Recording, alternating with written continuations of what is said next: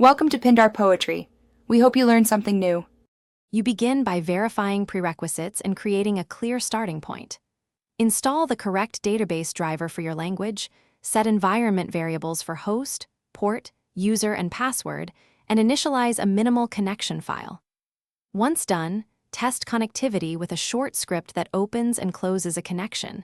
This proves network and auth are correct. Make sure to use a non-production account for initial tests and log concise errors, so you know whether the problem is network, auth, or a driver mismatch. You now implement standardized connection logic inside your app.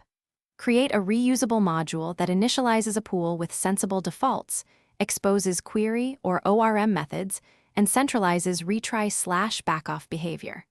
Once done, integrate async handling so requests await database responses or gracefully queue queries. Make sure to close idle connections and reuse the pool to prevent exhaustion. Use clear error propagation so upper layers can decide retries or user-facing messages. This reduces surprises under load and simplifies debugging. You finish by deploying connection code and performing final validations. Run migrations, seed required records, and execute integration tests that exercise typical queries. Once done, enable logs and metrics for latency, pool usage, and error rates so you can watch behavior in real traffic. Make sure to test failover and backup restores. If something breaks, check connection strings, environment variable precedents, and network security rules first. A single typo or blocked port is the most common culprit and often the quickest fix.